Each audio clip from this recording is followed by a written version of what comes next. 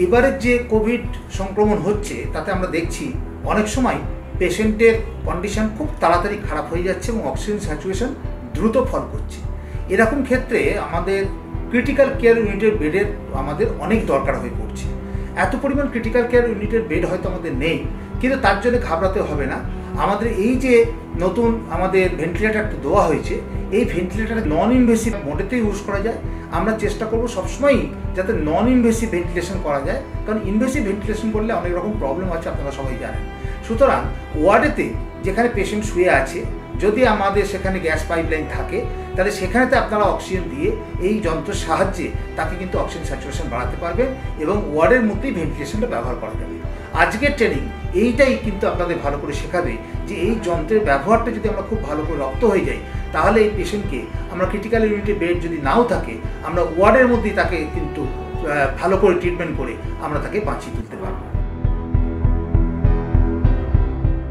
Today we are here for our academic video shooting organized by the Department of Health and Family Welfare, Government of West Bengal. আজকের training মডিউলের উদ্দেশ্য কিছু কিছু equipments যেগুলো Covid ম্যানেজমেন্টে জরুরি সেই সম্বন্ধে একটা বেসিক আইডিয়া দেওয়া।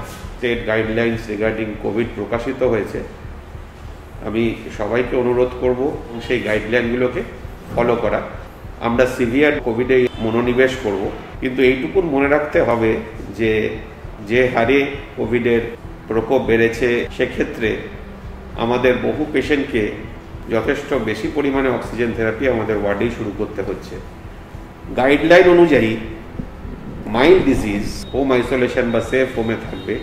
মডারেট ডিজিজ যাদের, তার মানে যাদের রেসপিরেটরি রেট 24 বা তার বেশি এবং অক্সিজেন স্যাচুরেশন 94 কম, এরা প্রথমে ওয়ার্ডে ম্যানেজড হবে। যেহেতু 94% কমের অক্সিজেন স্যাচুরেশনের পেশেন্ট ভর্তি হবেন বা হচ্ছেন, আমাদের কিন্তু অক্সিজেন থেরাপি সঠিকভাবে ওয়ার্ডেই শুরু করতে হচ্ছে এবং হবে।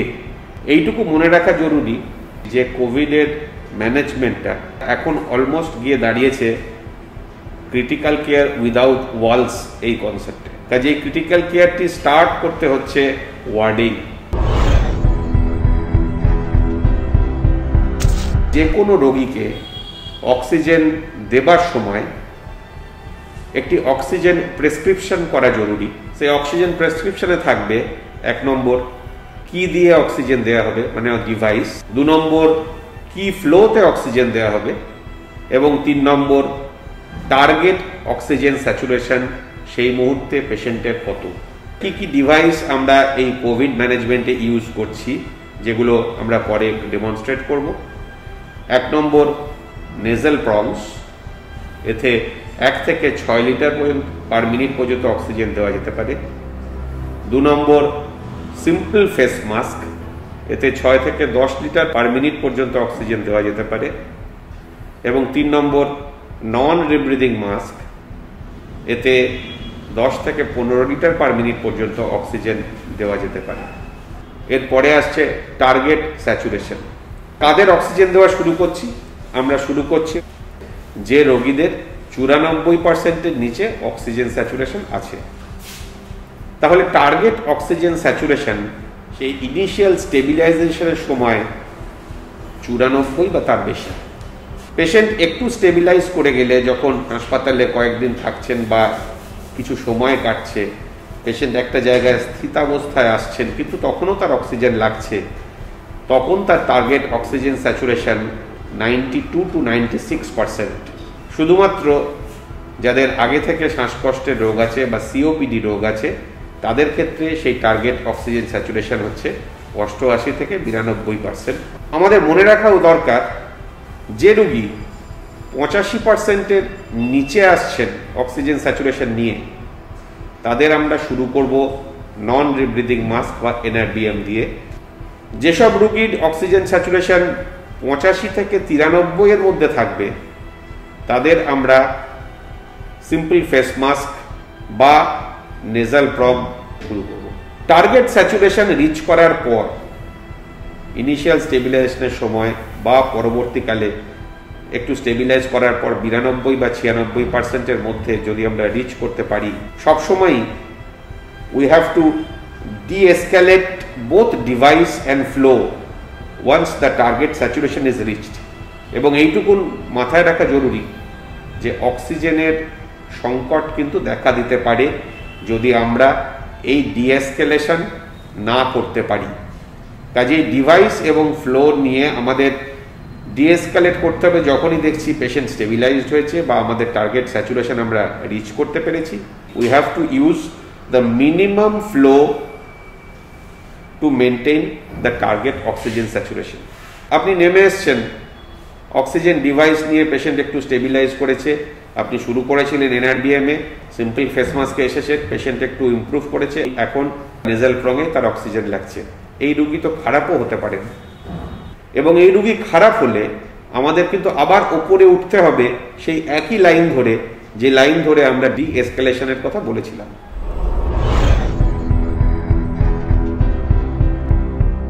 সব থেকে কম ফ্লোয়ে আমরা যেটাকে বলেছি 1 থেকে 6 লিটার, তার জন্য হচ্ছে নেজাল প্রং। তাতে যদি স্যাচুরেশন ভালো না হয় তারপরে আমরা সিম্পল ফেস মাস্ক ব্যবহার করব, যাতে 6 থেকে 10 লিটার পর্যন্ত অক্সিজেন প্রতি মিনিটে আমরা দেব। এবং তাতেও যদি আমাদের স্যাচুরেশন ভালো না হয় তখন আমরা এনআরবিএম মাস্ক, সেই মাস্ক ব্যবহার করব, যাতে আমরা 10 থেকে 15 লিটার অক্সিজেন দেব।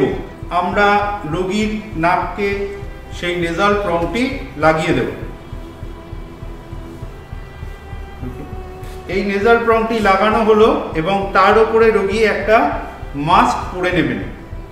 তাহলে আমরা নেজাল প্রং দিয়ে অক্সিজেন থেরাপি শুরু করেছি। সব থেকে কম ফ্লো 1 লিটারে। আমরা লক্ষ্য রাখছি যে রোগীর উন্নতি হচ্ছে কিনা, স্যাচুরেশন বাড়ছে কিনা, সে রেসপিরেটরি রেট কমছে কিনা আমাদের টার্গেট অনুযায়ী।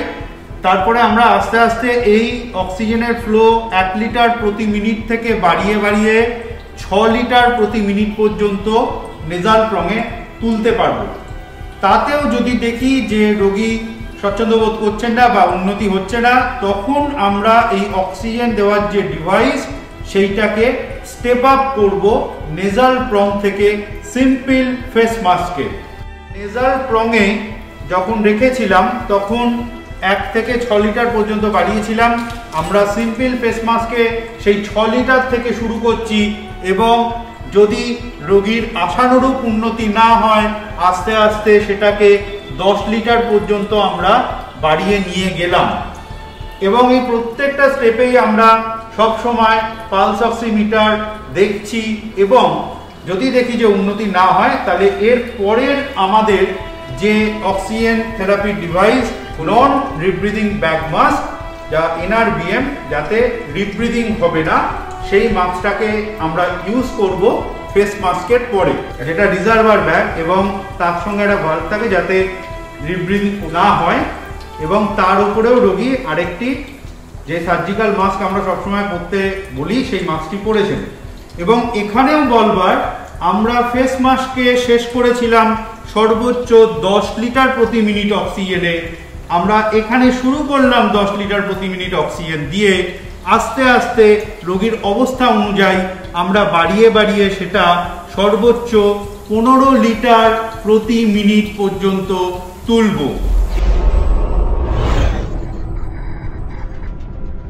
আরেকটা জিনিস জরুরি, যেটা কোভিডে আরো প্রচলিত হয়েছে, সেটা হচ্ছে অ্যাওয়েক প্রোনিং বা অক্সিজেন পাওয়ার সময় পেশেন্টকে বিভিন্ন পশ্চারে শোয়ানো, বা বেশিরভাগ সময় পেটের ওপর বা উল্টে শোয়ানো।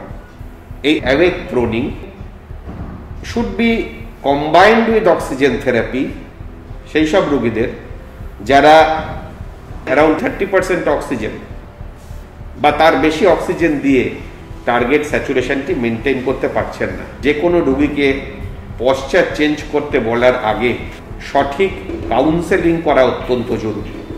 অ্যাওয়েক প্রোনিং তাদেরই আমরা করব বা চালিয়ে যাব where the patient tolerates it, the patient is properly counseled about the procedure, এবং the patient can change the postures independently এবং কোনো কন্ট্রা ইন্ডিকেশন নেই। তো অ্যাবসলিউট কন্ট্রা ইন্ডিকেশনগুলো আমাদের একটু মাথায় রাখা জরুরি।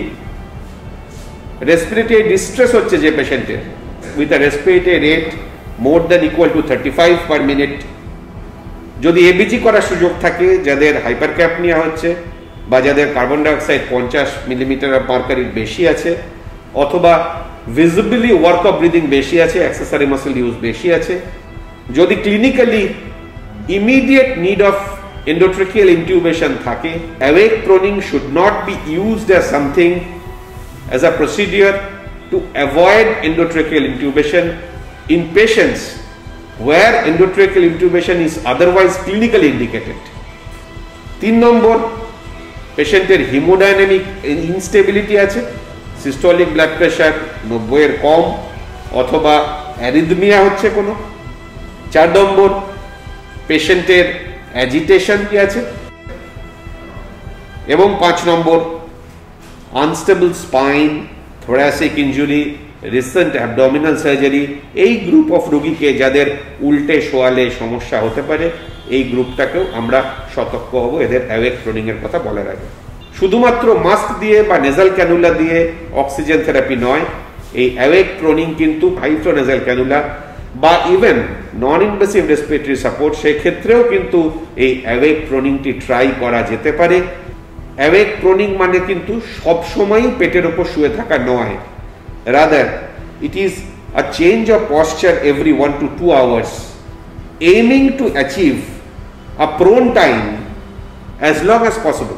প্রত্যেকটি পজিশন চেঞ্জের সময় স্যাচুরেশনটি কিন্তু দেখতে হবে, to see that the saturation has not dropped. There are groups of patients যাদের পেটের ওপর উল্টে শোয়ালে স্যাচুরেশন ড্রপ করতে পারে। যদি না ড্রপ করে, যদি ওঠে, then obviously we are in the right track and we will maintain the posture. Awake proning এ যদি দেখা যায় যে টার্গেট স্যাচুরেশন রিচ করে গেছে, তাহলে আমরা আবার অক্সিজেন ফ্লো ডি-এসক্যালেট করব and we will use the minimum amount of oxygen. We have to discontinue awake proning procedure in those where there is no improvement in oxygen saturation with change of position, where the patient is unable to tolerate the posture, it's very important, and the patient is visibly dyspneic with a respiratory rate of more than equal to 35 per minute with high walk-up breathing. Oxygen therapy চলছে, তার saturation যে target সেটা rich করছে না, তারপরে আমরা awake pruning এর দিকে যাচ্ছি, অর্থাৎ বিভিন্ন পশ্চারে শোয়া। আপনারা শুধু দেখে নিন যে রোগীর অক্সিজেন থেরাপি চলছে এবং রোগীর পালস অক্সিমিটারে আমরা কন্টিনিউয়াস সেই বিষয়টা দেখছি যে পজিশন চেঞ্জের সঙ্গে সঙ্গে তার স্যাচুরেশনের উন্নতি বা অবনতি কিছু হচ্ছে কি হচ্ছে না। যদি উন্নতি হয় তাহলে যতটা সম্ভব সেই অবস্থানে তিনি থাকতে পারেন, সেই জায়গাটা তাকে রাখতে হবে। আর যদি দেখা যায় যে অবনতি হচ্ছে, তাহলে কিন্তু আবার আগের অবস্থানে তাকে ফিরে যেতে হবে। প্রথম হচ্ছে উপুর হয়ে শোয়া। রোগী কমফোর্টেবলি বা নিজের সুবিধা মতো অবস্থানে শোবেন। বালিশ তিনি ব্যবহার করতে পারেন না পারেন, এটা ব্যক্তিগত তার স্বাচ্ছন্দ্যের ওপরে নির্ভর করছে। অন্তত পক্ষে 5 মিনিট আমরা সময় দেবই যে তার উন্নতি হচ্ছে কি হচ্ছে না সেটা দেখবার জন্য। তাহলে বিভিন্ন পজিশন বা পশ্চারের মধ্যে এটা হচ্ছে প্রোন পজিশন, অর্থাৎ উপর হয়ে শোয়া। এরপরে রোগীকে আমরা বলবো ডান দিক কাত হয়ে শুতে।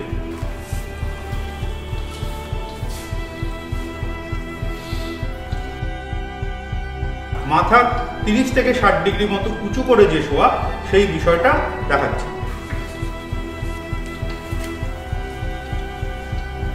আবার আমরা পালস অক্সিমিটার লাগিয়ে নিয়েছি এবং এই প্রত্যেকটা পজিশন চেঞ্জে আমাদের মাথায় রাখতে হবে যে পজিশনে রোগী সব থেকে বেশি স্বচ্ছন্দে থাকছেন এবং তার অক্সিজেন স্যাচুরেশন সব থেকে ভালো থাকছে, সেই পজিশনটা রোগী নিজেও বুঝতে পারেন এবং আমাদেরও বুঝতে হবে সেই পজিশনেই রোগী সব থেকে বেশি সময় যদি থাকেন সেটা সব থেকে বেশি ভালো হবে।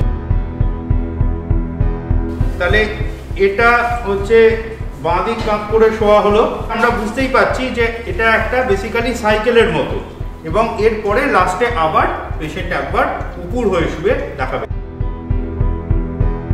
তাহলে এটা একটা পজিশন সাইকেল কমপ্লিট হলো বলতে পারি। কোন কোন রোগীকে হাই ডিপেন্ডেন্সি ইউনিট বা ক্রিটিক্যাল কেয়ার ইউনিটে চিকিৎসা করা হবে তারা হলেন 1 নম্বর, increasing oxygen requirements at more than 10 litres per minute. যে কোনো রোগী যাদের আরেকটু উন্নত মানের অক্সিজেন পরিষেবা লাগছে, যেমন হাই ফ্লো নেজাল ক্যানুলা বা হাই ফ্লো নেজাল অক্সিজেন, অথবা যাদের নন ইনভেসিভ ভেন্টিলেশন লাগছে অথবা সিপ্যাপ লাগছে, এবং অবশ্যই যে সমস্ত রোগীদের এন্ডোট্রেকিয়াল ইনটিউবেশন করে ইনভেসিভ ভেন্টিলেশন লাগছে। হাইপোটেনশন নিডিং ভেসোপ্রেসার সাপোর্ট, যাদের রক্তচাপ কমে যাচ্ছে এবং ওষুধ লাগছে রক্তচাপ তুলতে, তাদের এইচডিউ অথবা সিসিউতে চিকিৎসা করতে হবে। ওয়ার্সেনিং মেন্টাল স্ট্যাটাস, যাদের সেন্সোরিয়াম ধীরে ধীরে খারাপ হচ্ছে। মাল্টিপল অর্গান ডিসফাংশন সিনড্রোম, যাদের একের বেশি অর্গান ডিসফাংশন দেখা যাচ্ছে, তাদেরকেও কিন্তু এইচডিউ অথবা সিসিউতে চিকিৎসা করতে হবে।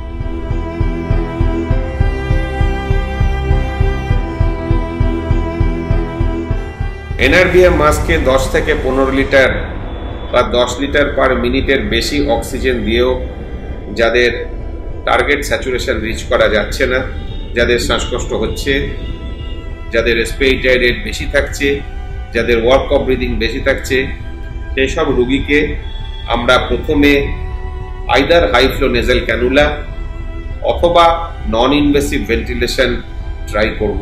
এই দুটির মধ্যে কোনটি প্রথম, এটি কিন্তু ক্লিনিশিয়ানের জাজমেন্টের উপর কিছুটা ডিপেন্ড করবে।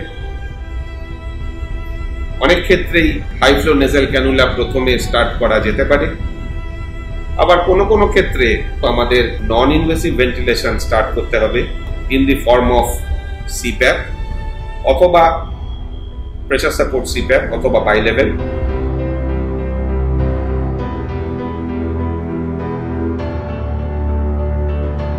ভারত ইলেকট্রনিক্সের এই ভেন্টিলেটরটি আপনাদের কাছে দেওয়া হয়েছে। এগুলোকে সফটওয়্যার আপডেট করলে পরে এই ভেন্টিলেটরটি শুধুমাত্র ভেন্টিলেটর হিসেবে নয়, এটাকে আমরা ইউজ করতে পারবো HFNO পারপাসে ইউজ করা যাবে। নাম্বার 2, আমরা এনআইভি নন ইনভেসিভ ভেন্টিলেশনের ক্ষেত্রে অর্থাৎ বাইপ্যাপে বা সিপ্যাপের ক্ষেত্রে আমরা এটাকে ইউজ করতে পারবো।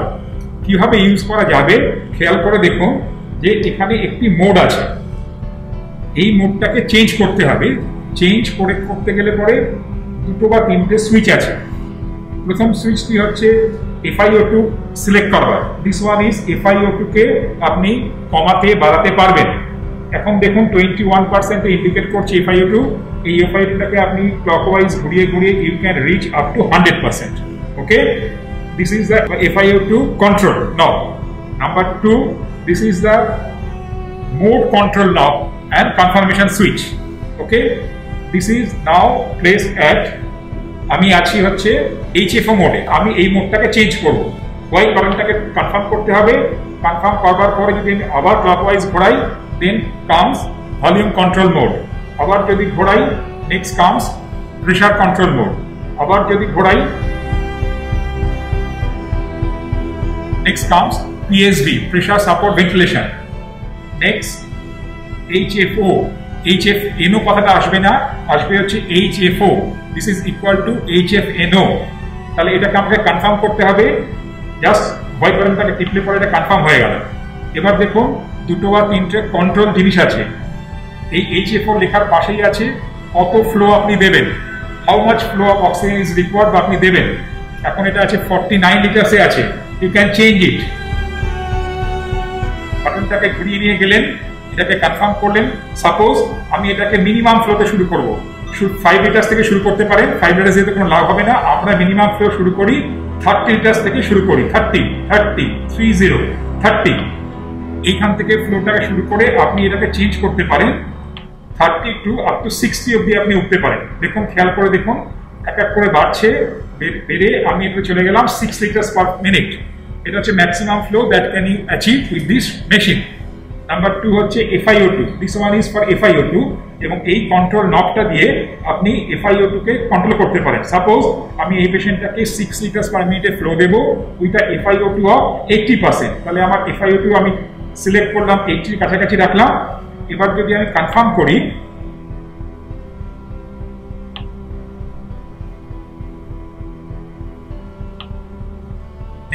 স্টার্ট বাটনটা আপনি যদি টিপে দেন তাহলে এই মেশিনটা শুরু হয়ে যাবে। কনফার্ম এলো, টিপে দিলেন,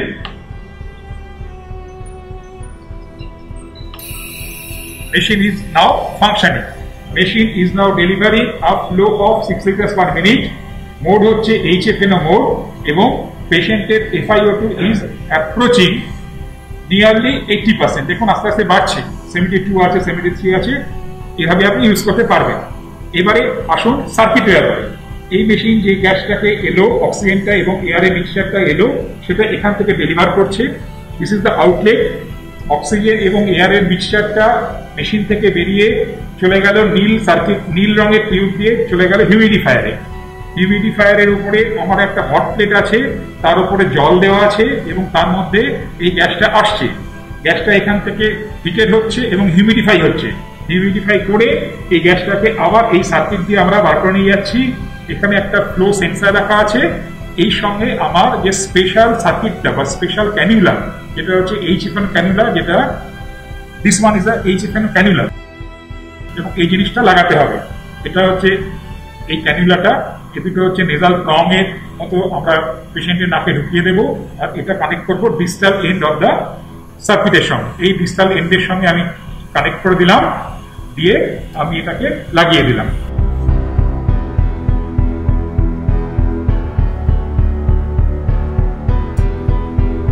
দেখতে পাচ্ছেন যে HFNO ক্যানুলা লাগানো আছে।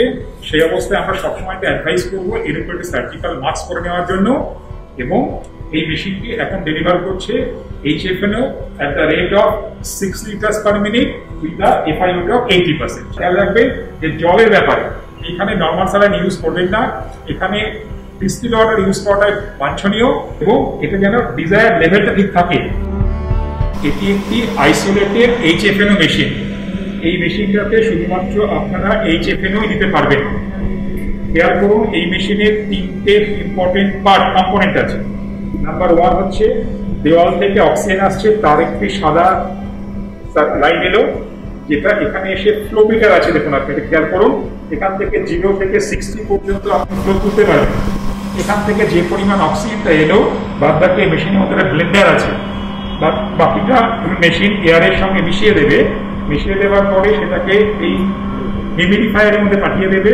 হিউমিডিফায়ার থেকে সার্কিটের মাধ্যমে এটি পেশেন্টের কাছে আবার ওই যে আমি বলেছিলাম যে একটা স্পেশাল যে ক্যানুলা লাগে, HFNO ক্যানুলা, তার মাধ্যমে পেশেন্টটি পাবে। এটা গেল ফ্লোমিটার, এটা হচ্ছে humidifier, and this is the machine control. এই মেশিন কন্ট্রোলের মধ্যে this one is the on off switch. এটাকে অন বা অফ করে আপনি কাজ শুরু করতে পারেন। Number 2, this one is the controlling unit. এই কন্ট্রোলিং ইউনিট দিয়ে কতটা আপনি ফ্লো দিচ্ছেন, কতটা FiO2 ঠিক করছেন, সেটাকে ডেলিভার করতে পারেন, আপনি ঠিক করতে পারেন। এই হিউমিডিফায়ারের টেম্পারেচারটা কত হবে, 31 degree, 34 degree, 37 degree, like this. যদি আপনার কাছে পাউচ পাওয়া না যায়, ডিস্টিল ওয়াটারের পাউচ, তাহলে কাচের যে নর্মাল স্যালাইনের বোতলগুলো পাওয়া যায়, তার মধ্যে আপনি ডিস্টিল ওয়াটার ঢেলে নিয়ে তার মধ্যে এটা আপনি যদি গুঁজে দেন, তাহলে পরে পেশেন্টটি বা এই হিউমিডিফায়ারটি জল পাবে, ডিস্টিল ওয়াটার পাবে। এবং ডিস্টিল ওয়াটার ইউজ করবেন, কখনোই নর্মাল স্যালাইন ইউজ করবেন না। আগের মেশিনটির ক্ষেত্রে সেক্ষেত্রে আমরা FiO2 কে সিলেক্ট করতে পারি। এই মেশিনটির ক্ষেত্রে কিন্তু FiO2 সিলেকশনটা আমার উপর ডিপেন্ডেন্ট নয়। আমি শুধুমাত্র ফ্লোটাকে বাড়াতে কমাতে পারি এবং কতটা FiO2 ডেলিভার হচ্ছে সেটা ডিপেন্ড করবে পেশেন্টের ইন্সপিরেটেড এফোর্টের উপরে, ফ্লোয়ের উপরে, এবং সেটা ডিসপ্লে হবে আমার এখানে। এবং সেই ডিসপ্লে দেখে আমি ফ্লোটাকে বাড়িয়ে কমিয়ে FiO2টাকে চেঞ্জ করতে পারি। যদি আমরা এর উপরে একটা NRBM মাস্ক দিতে পারি, NRBM মাস্ক এই HFNOর উপরে দেওয়ার ফলে আমরা কিন্তু অনেক সময় আমাদের যে টার্গেট SpO2 বা স্যাচুরেশন, সেটা আমরা রিচ করতে পেরেছি। আরেকটা জিনিস খুব মাথায় রাখার খুব গুরুত্বপূর্ণ যে HFNO চলাকালীন এত বেশি ফ্লোয়ে অক্সিজেন নাকের মধ্যে ঢোকে, নেজাল কেয়ার কিন্তু খুব ইম্পর্টেন্ট, না হলে কিন্তু রোগী এই থেরাপিটাকে সহ্য করতে নাও পারতে পারে। এবং মুখের কেয়ার বা মুখের ভেতরে যে মুখ বন্ধ করে রাখা, কারণ নাক দিয়ে যখন যাচ্ছে তখন যদি মুখটা বন্ধ না থাকে তাহলে কিন্তু সেই হাওয়াটা তার শরীরের মধ্যে ঢুকতে পারবে না, মুখ দিয়ে বেরিয়ে যাবে। আমরা HFNO লাগানো কালীন রোগীকে কিন্তু প্রোন করতে পারি।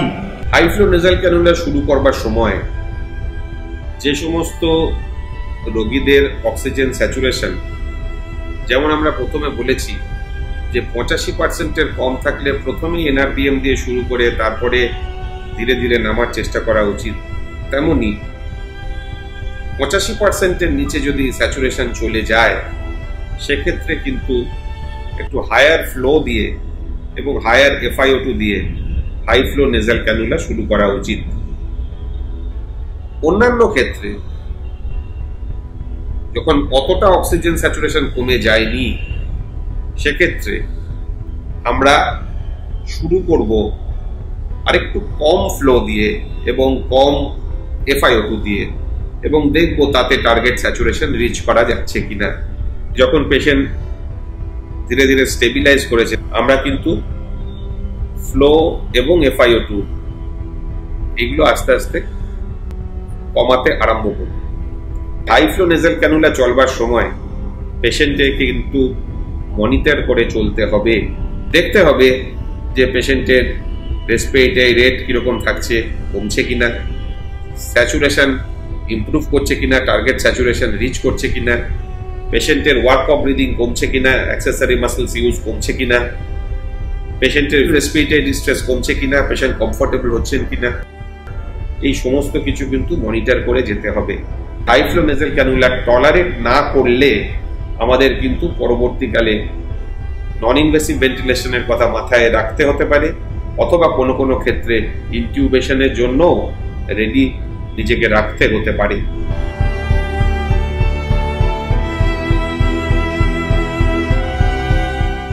ভারত ইলেকট্রনিক্সের মেশিনটাকে এবার আমরা দেখাবো এটা কিভাবে NIV মোডে ইউজ করা যেতে পারে। খেয়াল করে দেখুন, আমরা কন্ট্রোল নবটাকে নিয়ে এসেছি, PSV মোডে এসে গেছি, PSV উইথ CPAP, এটাকে আমরা কনফার্ম করলাম। এবারে দেখুন একদম এক্সট্রিম PSV CPAP কনফার্ম করলেন। দেখুন আমার তিনটে জিনিস আপনি এখানে খেয়াল করতে পারছেন যেটাকে you can change. Number 1 is the P support, that is pressure support. Pressure support is above the PEEP, PEEP এর উপরে কতটা সাপোর্ট আপনি দিচ্ছেন। এটাকে ইউজুয়ালি আপনি শুরু করতে পারেন 5 থেকে শুরু করতে পারেন, আপনি 10-15 অবধি আপনি নিয়ে যেতে পারেন। আর নাম্বার 2 হচ্ছে পিপ, পিপ হচ্ছে 5 দিয়ে শুরু করতে পারেন, আস্তে আস্তে আপনি এটাকে গ্র্যাজুয়ালি বাড়াতে বা কমাতে পারেন। আর এর সঙ্গে সঙ্গে আমরা যেটা দেখাবো সেটা হচ্ছে সার্কিটে দেখাবো। সার্কিটটা হচ্ছে আমরা এখানে ডুয়েল লিম সার্কিট ইউজ করেছি, ডুয়েল লিম সার্কিট ইউজ করাটা better. This is the dual limb circuit. Through the humidifier আমরা সার্কিটটাকে নিয়ে গেছি। আপনারা যদি হিউমিডিফায়ার না পান তাহলে পরে হিউমিডিফায়ারকে অমিট করেও আপনি নিয়ে যেতে পারেন।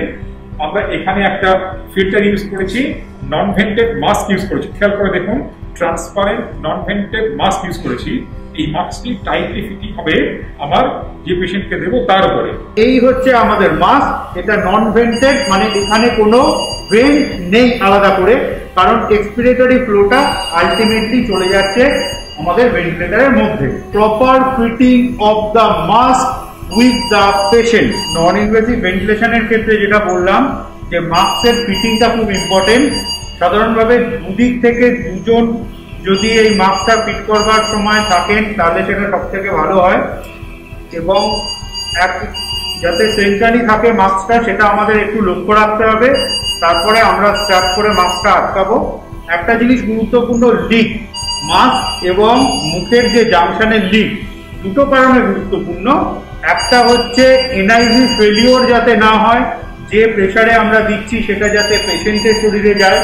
আর কোভিড সিনারিওতে যেটা গুরুত্বপূর্ণ, পেশেন্টের থেকে বাইরে যেটা বেরোচ্ছে ভাইরাল লোড যাতে চারিদিকে বেশি না হয়। যেমন আমরা ভেন্টিলেটর থেকে নন ইনভেসিভ ভেন্টিলেশন দেখালাম যেখানে আমাদের দুটো লিম্ব আছে, তেমনি আমাদের ডেডিকেটেড নন ইনভেসিভ ভেন্টিলেটর আছে, যেটা আমরা অনেক সময় চলতি কথায় বাইপ্যাপ বলেই থাকি। তো এটা হচ্ছে একটা সেরকম মেশিন। একটা জিনিস খেয়াল করবেন যে এখানে আমাদের একটাই লিম্ব, তার মানে আমাদের এক্সপিরেটরি লিম্ব আলাদা করে কিছু নেই। তাহলে এক্সপিরেশনের জন্য এই যে মাস্কটা যেটা নন ভেন্টেড সেটা খুব সুইটেবল নয়।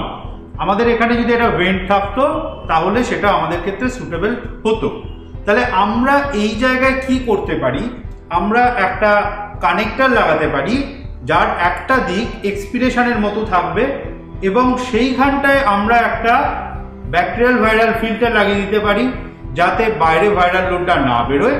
এবং আমরা এই অ্যারেঞ্জমেন্টটা করে, অক্সিজেন আমাদের লাগানো আছে, আমরা কিন্তু সিঙ্গেল লিম্ব এনআইভি মেশিন দিয়ে আমরা কোভিড পেশেন্টদের এনআইভি দিতে পারি।